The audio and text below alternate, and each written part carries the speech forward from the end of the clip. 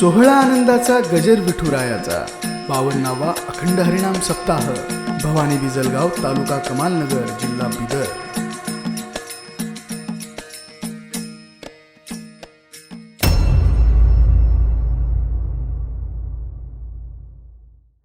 विलोकितो येन समाधिराजः वैराग्यवन्तं सुविचारयुक्तं नमामि जोगं शिरसा गुरुंतं। जयांचे केलिया स्मरण होय सकळ विद्यांचे अधिकरण तेच वंदू श्री चरण श्री गुरूंचे ते नमस्कारोनी आता। कुळीची हे कुळदेवी कुळीची हे कुळदेवी केली ठावी संतांनी बरवे झाले शरण गेलो उगविलो संकटी। सेवेकरता निवडलेला अभंग संत श्रेष्ठ जगद्गुरु श्री तुकाराम महाराज यांचा 4 चरणाचा अत्यंत गोड सुंदर असा अभंग असून या अभंगातून जगद्गुरु श्री तुकोबाराय संतांविषयीची कृतज्ञता व्यक्त करतायत। विठ्ठला विठ्ठला विठ्ठला विठ्ठल विठ्ठल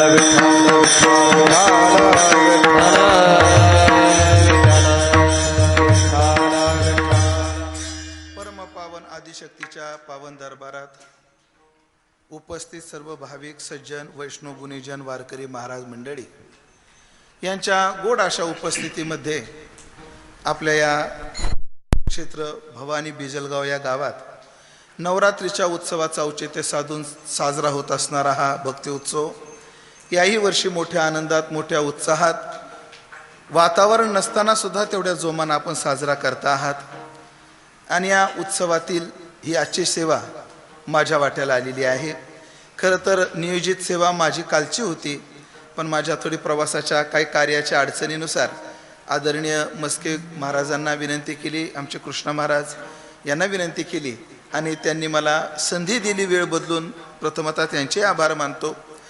आणि या उत्सवात या जागराच्या सेवेचा योग मला प्राप्त झालेला आहे। सर्व ग्रामस्थ मंडळी यांचं प्रेम आहे, त्याचप्रमाणे आदरणीय हरिभक्तीपरायण महाराष्ट्रातील ख्यातनाम मृदंगाचार्य आमच्या जिल्ह्याचं आमच्या तालुक्याचं वैभव उभ्या वारकरी संप्रदायाचं वैभव आमचे कृष्ण महाराज यांच्या आग्रहातून मी आज उपस्थित आहे।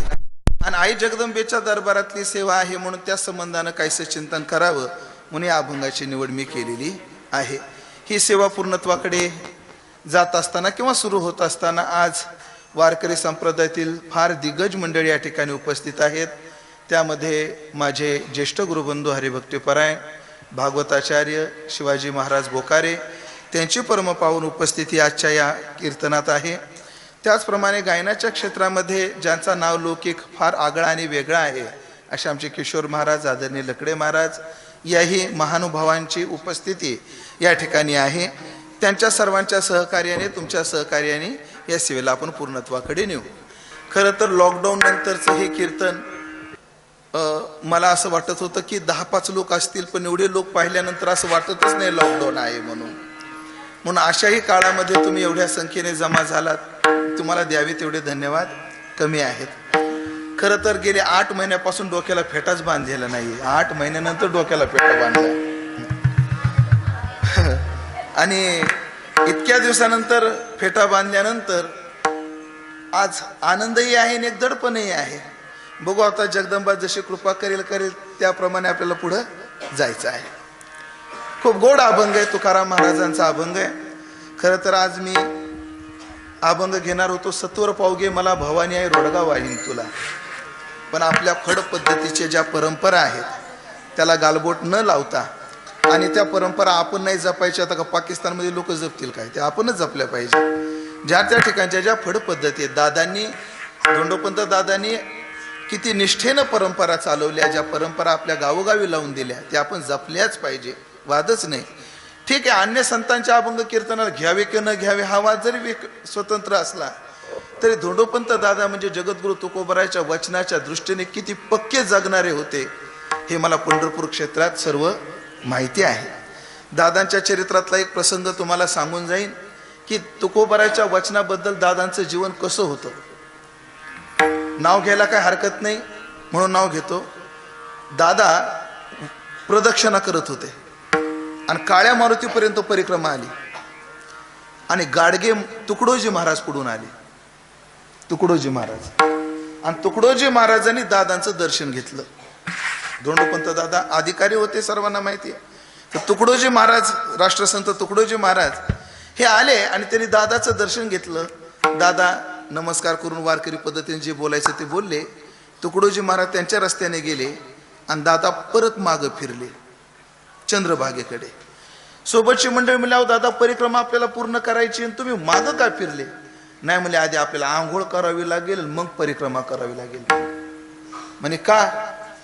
तुकडोजी महाराज शिवले म्हणून विटाळ झाला असा नाही. कारण तुकाराम महाराज म्हणतात, संतांच्या वचनानंतर जो जो कविता लिहितो तो विटाळीशी, कवीश्वराचा तो आम्हाशी विटाळ, प्रसाद ओंगळची वडीती. तुकडोजी महाराज मोठेच आहेत, वादच नाहीत. मग तुकाराम महाराज म्हणले ना, कवीश्वराचा तो आम्हाशी विटाळ, स्नानाला चला. निष्ठावान या वचनाशी होते, एवढे अनन्य तुकोबराच्या जीवनाशी होते. आणि मग त्यांनी परंपरा घालून दिलेल्या गावामध्ये आपण तरी वेगळा पांडा का पाडायचा?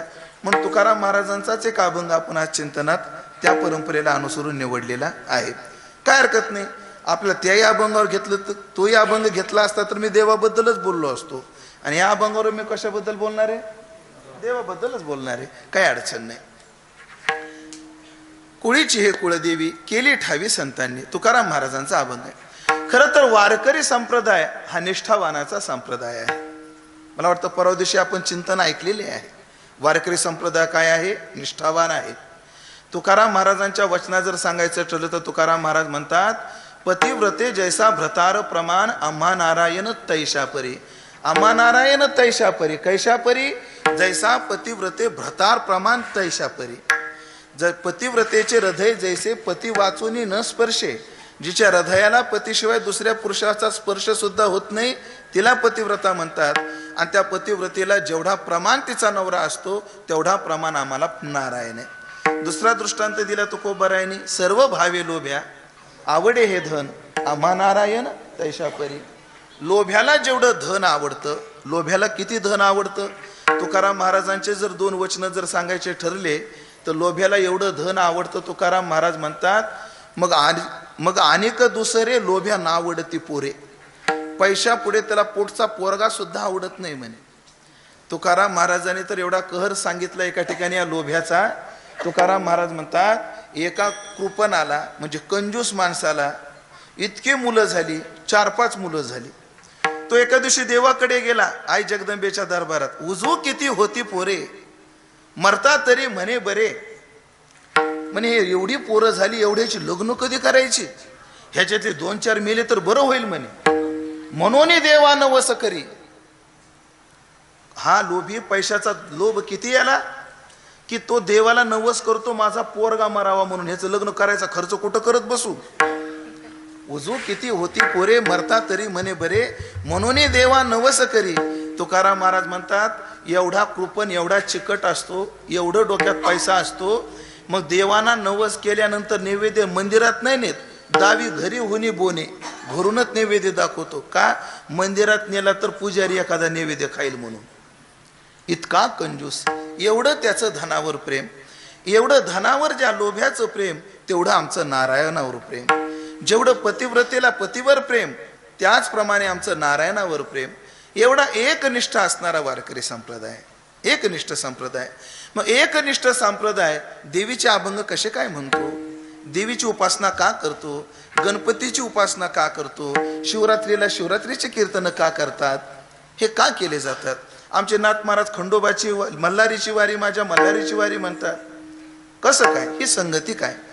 याची संगती मला 2 पद्धतीने लावायची. एक व्यावहारिक पद्धतीने लावायची आणि एक आध्यात्मिक बैठकीवर लावायची.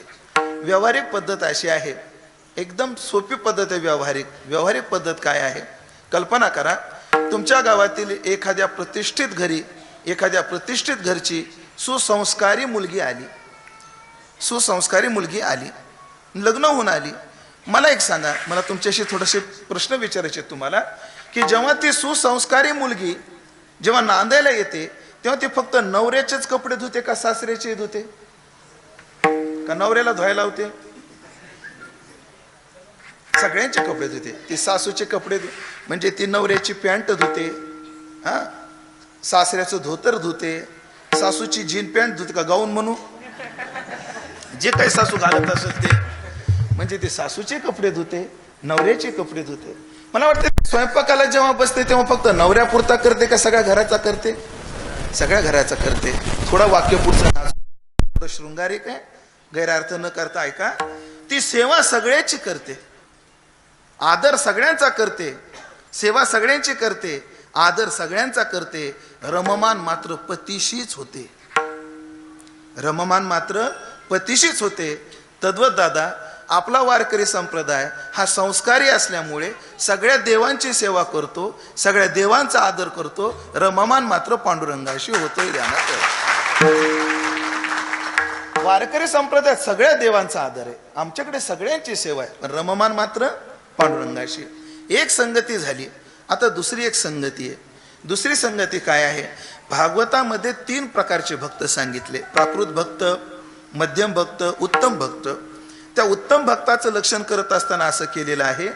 प्राकृत कशाला म्हणायचं, मध्यम कशाला म्हणायचं, उत्तम कशाला म्हणायचं, याच्यापेक्षा आपल्याला जे मुद्द्यावर पाहिजे त्या मुद्द्यावर बोलतो फक्त. उत्तम भक्त कोणाला म्हटलंय? भागवतामध्ये उत्तम भक्त त्याला म्हटलंय, उद्धवा योमाम पश्यती सर्वत्र, जो मला सगळ्या ठिकाणी पाहतो आणि सर्वांच मयी पश्यती, आणि सर्वांमध्ये मला. आपलं योमाम पश्यती सर्वत्र, सर्वांच मयी पश्यती म्हणजे मला सगळ्यांमध्ये पाहतो आणि सगळ्यांना माझ्यामध्ये पाहतो, तो उत्तम भक्त आहे. म्हणजे सोपं बोलू का? अजून सोपं करतो. माईकमध्ये देव आहे, पकवाजामध्ये देव आहे, या खांबामध्ये देव आहे. गजेपी विष्णू, भुजगेपी विष्णू, जलेपी विष्णू, ज्वलनेपी विष्णू, त्वयी स्थितश्च मयी स्थितश्च, विष्णू विना भूत गणोपी नास्ती. म्हणजे प्रत्येकात काय पाहतो? देव पाहतो, आणि प्रत्येकाला देवात पाहतो, प्रत्येकाला देवात पाहतो. म्हणजे देवीमध्ये पांडुरंग पाहतो, देवीमध्ये पांडुरंग पाहतो, आणि पांडुरंगामध्ये देवी पाहतो. ही आपली काय आहे? पद्धत आहे. उत्तम भक्ताचे हे लक्षण आहे. पण आपल्या वारकरी संप्रदायामध्ये पांडुरंगाला देवी म्हटलेले कितीतरी प्रमाण आपल्याला पाहायला मिळतात. आषाढी कार्तिकी तुझ्या गोंधळाची दाटीव, पुंडलिक दिवटा शोभे वाळवंटीव, एका जनार्दनी आंबा उभी कर ठेवोनी कटीव. म्हणून पांडुरंगाच्या ठिकाणी सर्व देवतांना पाहणं आणि सर्व देवतांमध्ये पांडुरंगाला पाहणं, ही उत्तम भक्ताचं लक्षण आहे. आणि वारकरी संप्रदाय पहिल्या दृष्टी प्रकारानुसार संस्कारी असल्यामुळे सर्वांचा आदर करतो, म्हणून आम्ही अन्य देवतेची उपासना करतो. आणि दुसऱ्या पद्धतीने वारकरी संप्रदाय हा उत्तम असल्यामुळे, वारकरी संप्रदायातला साधक हा उत्तम भक्त असल्यामुळे तो पांडुरंगात सगळ्याला पाहतो, आणि सगळ्यात पांडुरंगाला पाहून, पांडुरंगामध्ये सर्वांना पाहून आणि सर्वांमध्ये पांडुरंग पाहून उपासना करत असल्यामुळे आमच्या देवी पुढे जरी आम्ही कीर्तन केले तर आमची एक विधता पालटत नाही, हे तेवढं ध्यानात ठेवा. ठीक आहे. मग आमचं आराध्य काय आहे? आमचं आराध्य पांडुरंग आहे. विठ्ठल कुळीचे दैवत, विठ्ठल वित्त गोत चित्त, विठ्ठल पुण्य पुरुषार्थ, आवडे मात विठ्ठलाची. विठ्ठल कुळीचे दैवत. किंवा तुकाराम महाराजाचं प्रमाण द्यायचं ठरलं तर, तुका म्हणे जाते संताने, तुका म्हणे जाते संताने गजात, तुका म्हणे जाते संताने गजात. तुका म्हणे जाते संताने गजात. आमचे कुळदैवत पांडुरंग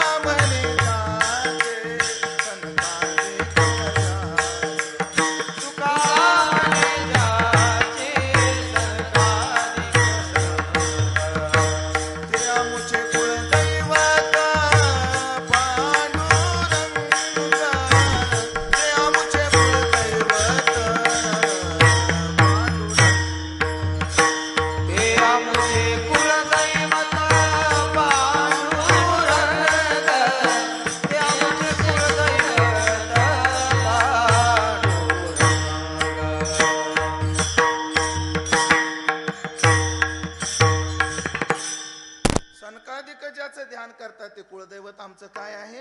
पांडुरंग आहे. आणि मग साधनेमध्ये, भक्तीमध्ये काय गरजेचं आहे? सगळ्यात महत्व कशाला आहे साधनेमध्ये? तर साधू संतांच्याच वचनाच्या आधाराने जर पाहायचं ठरलं, तुम्ही क्रिया काय करता याला अर्थ नाही, त्या पोटी तुमची भावना काय आहे याला अर्थ आहे. म्हणून तुकाराम भगवंताचा जर नव्या अध्यायातला विचार पाहायचा जर ठरला, येर पत्र पुष्प फळ हे भजावया मीस केवळ, वाचून आमुचा लाग निष्कळ भक्ती तत्व येत भक्ती एक मी जाणी, ते तसाने थोर न म्हणे आम्ही भावाचे पाहुणे भलत यावं. भक्तीमध्ये प्रेम पाहिजे. प्रेम, प्रेमाविन भजन नाकाविन मोती, अर्थाविन पोती, वाचुनी काय. भक्तीत काय पाहिजे? प्रेम पाहिजे. मला एक विचारायचंय, प्रेम भक्तीतच पाहिजे असं थोडीच आहे. संसारात सुद्धा काय पाहिजे? प्रेम पाहिजे. संसारात प्रेम नसलं तर संसार नीट होत नाही. मला सांगा, नासका संसार प्रेमाशिवाय होत नाही, तर अविनाशी परमार्थ प्रेमाशिवाय होईल का? नाही. ज्या घरात पतीला पतीविषयी, पतीला पत्नीविषयी, पत्नीला पतीविषयी, मायबापाला मुलांविषयी, मुलांना मायबापाविषयी प्रेम नाही, ते घर असून उपयोगाचं काय? काय उपयोगाचं? प्रेम पाहिजे. म्हणून तुम्ही काय करता याहीपेक्षा ते तुम्ही कसं करता, ते तुम्ही का करता ह्याला फार महत्व आहे. म्हणून भक्तीमध्ये, साधनेमध्ये प्रेम महत्वाचं आहे, निष्ठा महत्वाची आहे, प्रेम महत्वाचं आहे. प्रेम जर नसेल तर आता जे दिलेले दृष्टांत जे आहेत ना, नाक नाही, अर्थाविन पोती वाचून काही उपयोग नाही, नाक नसताना मोती घालून काही उपयोग नाही, तसं प्रेम नसताना केलेली भक्ती काही उपयोगाची नाही. भक्तीत प्रेम पाहिजे. प्रेम, उद्देश पवित्र पाहिजे. प्रेम निर्माण होत नाही. प्रेम निर्माण होण्याकरता करावं लागतं. अनेक ज्या गोष्टी आहेत भारत सूत्रामध्ये परमात्म्याविषयी प्रेम निर्माण होण्याकरता काय केलं पाहिजे याकरता काही यादी दिली आपल्याला. त्यांनी पहिली गोष्ट सांगितली, दुःसंग सर्वथैव त्याच्या, मूर्खाच्या संगतीचा त्याग करावा लागतो, पहिली गोष्ट. परत त्यांनी सांगितलं अव्यावृत भजनात, कायम देवाच्या सेवेमध्ये राहिलं पाहिजे. ही अनेक कारणं जरी असली तर एक व्यावहारिक निकष घेऊन सांगतो तुम्हाला. कोणत्याही वस्तूविषयी प्रेम तेव्हाच निर्माण होतं जेव्हा ती वस्तू आपल्याला कळते, त्या वस्तूचा महिमा कळतो, तेव्हा त्याच्याविषयी काय निर्माण होतं? प्रेम निर्माण होतं. तेव्हा त्याच्याविषयी काय निर्माण होते? निष्ठा निर्माण होते. ज्याला एखाद्या वस्तूची किंमतच माहित नाही त्याला त्या वस्तूची किंमत राहत नाही. याला उदाहरण आमचे गुरुजी देत असतात. उदाहरण असं आहे, एक सावकार होता, शेतकरी गेला, मला सावकार पोरीचं लग्न आहे, मग 1000 रुपये पाहिजे होते. काळ जुना काळ, दिले 1000 रुपये. 1000 रुपये दिले. वर्ष झाले, 2 वर्ष झाले, मुद्दल बी नाही. तेच ते तुम्ही मला, आम्ही काय त्याला काहीच नाही. शेवटी सावकारानं बोलून घेतलं, का रे राहिलं मुद्दल पण वरच तरी. काय करावं सावकार, द्यावंसं खूप वाटतं, द्यावंसं खूप वाटतं. आमच्याकडची तरी सध्या सुगी अशी झाली, मूग काढायला आले आणि पाऊस आला, मूग गेले. सोयाबीन काढायला आलं, पाऊस आला, ते बी गेलं. आता कापसं वेचायला आले, कालपासून थांबलाय बाबा, आता काय करतो कोणास ठाऊक. आता तुमच्याकडचं माहित नाही मला, तसंच आहे. असू द्या, काय अडचण नाही. या वर्षी वरून आणि कोरोनानी ताप दिलाय लोकांना खूप. वरून आणि कोरून. काय करावं सावकार? ते म्हणे एक कर, तुला असे तर पैसे फिटत नाहीत ना, इकडं पहा, वरचं सोडून दिलं, माझी मुद्दल फक्त दे, तुझी तळमग पाहता. पण एक कर, 100 रुपये तू 10 महिने माझ्याकडे कामाला राहा, महिन्याला 100 रुपये काटून घेईल, तुला खर्चाला 50 रुपये देईल आणि व्यवहार मिटून टाकू म्हणला. ठीक आहे म्हणला. घरी आला, घरी म्हटलं अगं असे तर पैसे फिटत नाहीत, चल सावकाराच्या घरी मजुरी करतो, मजुरीवर फिटले तर फिटले. मग मजुरी करायला गेला. दिवस थंडीचे होते, थंडीचे दिवस, आणि गव्हाचं भरणं, गव्हाला पाणी देणं, लाईट रात्रीची, आणि रावे स्वामीचे वचन तेथे होतो पण कामा नाही. गेला पाणी देण्याकरता, पण थंडीनं फार काकडायला लागला, थंडी वाजायला लागली. काय बरं करावं, थोडी शेकोटी पेटवावी म्हणून पाण्याच्या बाहेर आला, आणि शेतात पाहिलं तर सगळा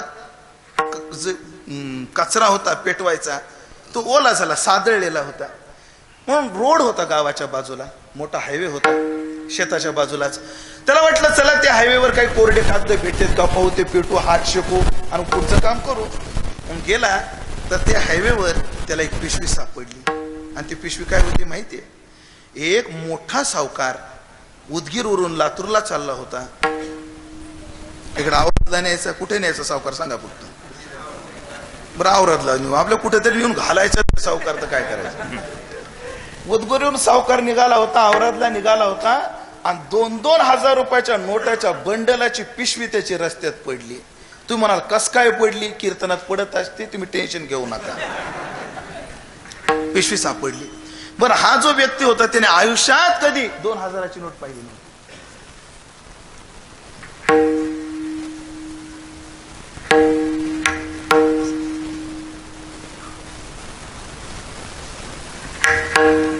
याने आयुष्यात कधी 2 हजाराची नोट पाहिली नव्हती. आणि थंडी तर वाजायला लागलेली. मला काय कोरडे कागद भेटले मला पिशवीवर. काम किती रुपया करता करत होता? 100 रुपये, 1000 रुपये करता धरा चला. आणि 2-2 हजार रुपयाच्या नोटाची पिशवी भेटली. काय कोरडे कागद भेटले. पहिलं बंडल घेतलं, त्याला काडी लावली. दुसरं बंडल घेतलं, त्याला काडी लावली. खरं सांग कसं वाटतंय? म्हणजे लोकांना खोटा पैसा पेटिलेला सुद्धा सोय होईना. बरं ह्या नोटा खऱ्या आहेत का? पण खोट्या सुद्धा नोटा पेटवलेल्या लोकांना सहन होत नाही. पैशाची जाऊ दे. पूर्ण पिशवीभर पैसे जाळले. माझा दृष्टांत संपला दादा. 1000 रुपये करता काम करणारा माणूस लाखो रुपये काय पेटून देतो? परिचय नसल्यामुळे. आणि त्याला जर याचा परिचय असता तर त्याला अशी पेटवले असते. पिशवी घेऊन आधी घर गाठलं असतं. वस्तूचा परिचय हे कधी त्याच्याविषयीचं प्रेम वाढवत असतं. याला अजून एक उदाहरण माझे गुरुजी देतात. 2च मिनिटात देतो उदाहरण फार गोड आहे. तुझं नाव काय रे बाळा? महादेव. कोणत्या वर्गाला? 8वीला. हा एवढाच पोरगा पाहिजे होता मला. असा 8वीचा पोरगा उदगीर सारख्या शहरा स्टँडच्या बाजूला विकत बसला. पेन विकत बसला. पेन विकायला बसला. चालू होतं त्याचं 5-1 10चे 2, 5-1 10चे 2.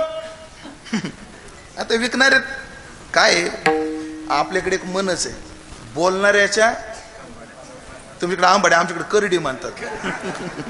बोलणाऱ्याच्या आंबाड्या विकतात, न बोलणाऱ्याचे गहू सुद्धा विकत नाही. कोण्याही क्षेत्रात असंच आहे महाराज, बोलणाऱ्याच चालतंय.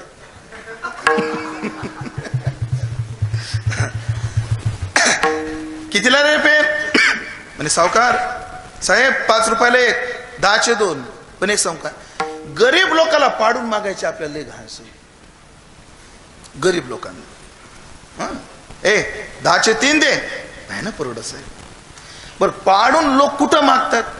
डॉक्टरला म्हणेल तेवढी, वकिलाला म्हणेल तेवढी, महाराजाला. आणि त्या भाजीपाल्या वाचून पण 2 रुपयासाठी 5 रुपयासाठी काय बरं करतात. पण एक ध्यानात ठेवा दादा, सगळेच लोक तुम्हाला लुटायला बसले नाहीत, काही जगायलाही बसले. त्याचं भान ठेवलं पाहिजे. सगळेच लुटायला थोडीच बसले, काही जगायलाही बसले. अहो त्याच्यातून 2 रुपये मिळतात, त्याच्यावर ते जगतात. माता मावल्यानं तुमची माफी मागून मला बोलावं लागणार आहे.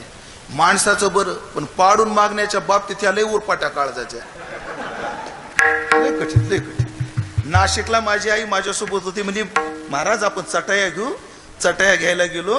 चटायावाला असा होता, आम्ही चटाया घेत होतो. तेवढ्यात एक ऑटो रिक्षामध्ये 3-4 बाया आल्या. भिन्न भिन्न वयाच्या होत्या, भिन्न भिन्न आकाराच्या बी होत्या. त्या आल्या. त्यातली एक बाईने विचारलं, का रे बाबा कितीला दिली चटई? तुला माताजी 400 को 1. तो माणूस काय म्हणला? 400 को 1 माताजी. ती म्हणली 200च्या 3 दे. आता काय करायचं? म्हणलं त्या झाशीच्या राणी नंतर हिच धाडच बाबा. पण ध्यानात ठेवा, कुठेही पाडून मागत जाऊ नका. 10ला 2, 3 दे, नाही परवडणार. बाजूला एक सोन्याचं दुकानवाला होता. त्यांनी त्याला जवळ बोलवलं, का रे शाळेत जात नाही तू? मी जातो ना. मग शाळेत नाही गेला? तेव्हा लॉकडाऊन नव्हतं. म्हणजे काय करू सावकार, फीस भरायला पैसे नाहीत आणि भीक मागून जगायचं नाही असं मी ठरवलंय. फीसला पैसे नाही, हे पेन विकून मी माझ्या शाळेच्या फीची व्यवस्था करणार आणि मग शाळेमध्ये जाणार. मग का विकत नाही? बघा ना, कुठंतरी 5ला एक पेन गेल्यानंतर मला एखादच रुपये उरतो आणि लोक 10चे 3 मागतात. किती फी रे बाळा तुझी? आणि वर्षाला 5,000 रुपये लागतात मला. चल तुला एका पेनची केवढी किंमत मिळून दे. कसं शक्य आहे? चल. त्या मुलाला घेतलं, त्या सोन्याच्या दुकानामध्ये एक स्टूलवर त्या मुलाला बसवलं, त्यातला एक पेन घेतला, मातीत भिडवला, मळकट केला आणि सोनाराच्या दुकानाची वेलवेटची असतात जे ब्रासलेट, गंठण हे ठेवलं जातं, पाटल्या ठेवल्या जातात, त्याच्यात त्यांनी पेन अडकून ठेवला. जो तो येऊन विचारायचा, सावकार हा पेन इथं कसा काय ठेवलाय? मग तो पेन का सामान्य आहे का कुठेही ठेवायला? काय विशेषता आहे ह्या पेनची? म्हणे हा तो पेन आहे, भारत जेव्हा स्वतंत्र झाला त्याची लिखापडी या पेननं झाली. भारत जेव्हा स्वतंत्र झाला तेव्हा त्याची लिखापडी या पेननं झालेली आहे म्हणला. म्हणजे कुठून आणला तुम्ही हा पेन? लंडनहून आणलाय म्हणलं. असं? मला द्याल का पेन? विकायला थोडीच आणलाय. नाही हो, मला जुन्या वस्तूच्या संग्रहाची फार आवड आहे, तेवढा पेन मला काही करून द्या. नाही बाबा नाही, मी काय विकायला आणला नाही. अहो सावकार, काय पैसे असतील तर ते घ्या. बरं तुमची फारच इच्छा दिसते म्हणून मला काय कमवायचं नाही, मला याच्यात काहीच कमवायचं नाही असं म्हणणारे जेवढं कमवतात ना तेवढं कुणीच कमवत नाही. हे ध्यानात ठेवा. मला याच्यात काही कमवायचं नाही, पण आलेल्या किमती द्यायला मी तयार आहे. हा बोला, किंमत तर बोला. म्हणे 25,000ला आणलाय मी. काय हरकत नाही हो. लगेच त्या माणसाने खिशात हात घातला, गुलाबी 12 नोटा काढल्या आणि काळ्या 2 काढल्या. हिशोब लावला वाटतं तुम्ही. हातात 25,000 रुपये दिले, त्याने ते घेतले, पेन घेतला, निघून गेला. सावकार मोठा सज्जन, बाळा तुझ्या एका पेनची 5 नाही 25,000 रुपये किंमत आहे, जा आता 5 वर्ष शिक्षणाचं टेन्शन तुझं मिटलं. तोही गेला. सावकाराची जेवणाची वेळ झाली, तोही गेला. मग मी तिथं थांबून काय करू? मी येतो इथं, मी इकडे निघून आलो. माझा दृष्टांत संपला. पहा गंमत पहा. एरवी पेनला 5 रुपये सुद्धा द्यायला कुणी तयार नव्हतं. किती? 5 रुपये सुद्धा द्यायला कुणी तयार नव्हतं. पण त्याच पेनची किंमत एका व्यक्तीने 25,000 रुपये मोजली. का? त्या पेनचा विशेष परिचय झाला म्हणून. जोपर्यंत वस्तूचा विशेष परिचय होत नाही तोपर्यंत त्याच्याविषयीचा आदर वाढत नाही. जोपर्यंत त्या वस्तूचा यथार्थ परिचय होत नाही तोपर्यंत खरं प्रेम चढत नाही. साधं उदाहरण तुम्हाला सांगतो, अगदी व्यवहारातलं. ते उदाहरण थोडं कालबाह्य झालं असं समजा. कारण जेव्हा पहिल्यांदा लग्न होऊन नवरी निघते तेव्हा ती किती रडते. तिला वाटतं मला कुठं हाकलून देत आहेत की काय. किती दुःखात असते ती मुलगी, एवढ्या दुःखात असते. आणि तीच मुलगी 4-5 वर्षानंतर म्हणते, आई म्हणते, अगं बाई ये ना 8 दिवस राहिला. नाही आले असते पण यांच्या भाकरीची सोय होत नाही. म्हणजे जी मुलगी पहिल्या दिवशी जाताना एवढी रडू लागली ती 4-5 वर्षानंतर का बरं येत नाही? त्याचं एक कारण, त्या 4-5 वर्षामध्ये तिच्या नवऱ्याचा तिला यथार्थ परिचय झालेला असतो आणि परिचयानं प्रेम पक्क होत असतं आणि परिचयच प्रेमाचं जनक असतं. हे ध्यानात ठेवा. आणि त्या प्रेमापोटी मग आता ती माहेरी राहायला तयार होत नाही. परिचय हा फार महत्वाचा असतो. वस्तू मिळून उपयोगाची नाही जर त्या वस्तूचा परिचय नाही झाला नसेल तर. म्हणून परमात्मा तर दुर्योधनालाही भेटला आणि परमात्मा अर्जुनालाही भेटला. एकाच ज्या रणभूमीमध्ये अर्जुनासोबत भगवान आहेत त्याच रणभूमीमध्ये दुर्योधन आहे की नाही? दुर्योधन आहे. पण दुर्योधन नरकात जातो का बरं? देव भेटून सुद्धा नरकात जातो का? त्याचं एक कारण आहे, देवाचा परिचय त्याला झालेला नाही. दुर्योधन नरकात गेला. हो नरकात गेला. कशावरून? जगद्गुरु तुकोबाराच्या गाथ्यामध्ये गायीनं ओविया पंढरीचा देव 101 शरणाचा अभंग आहे. त्याच्या 4 चरण दुर्योधनाकरता खर्च केले तुकोबारायांनी. गाथा उडून बघा की दुर्योधन रवरवामध्ये पडला म्हणून. कारण काय? मला एक सांगायचंय, परिचय नसल्यामुळे वस्तूचा परिचय फार महत्वाचा आहे. परिचय झाला पाहिजे.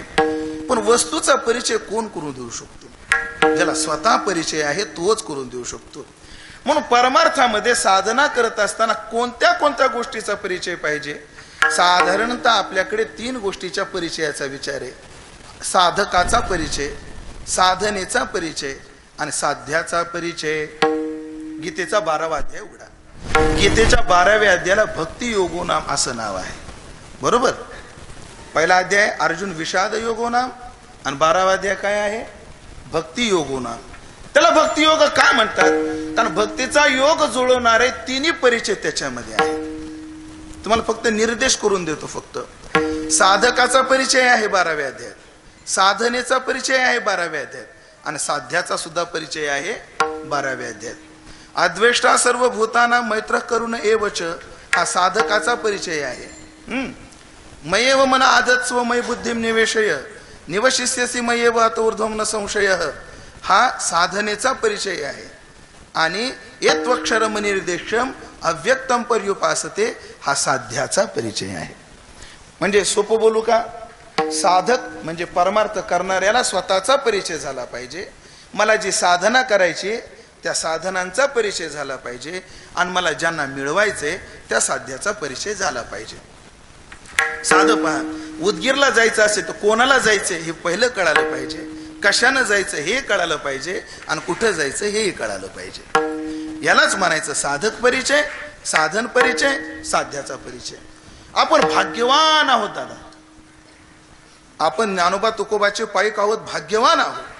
कारण या साधू संतांनी आपल्याला तिन्ही गोष्टीचा परिचय करून दिलाय. साधकाचा परिचय करून दिलाय.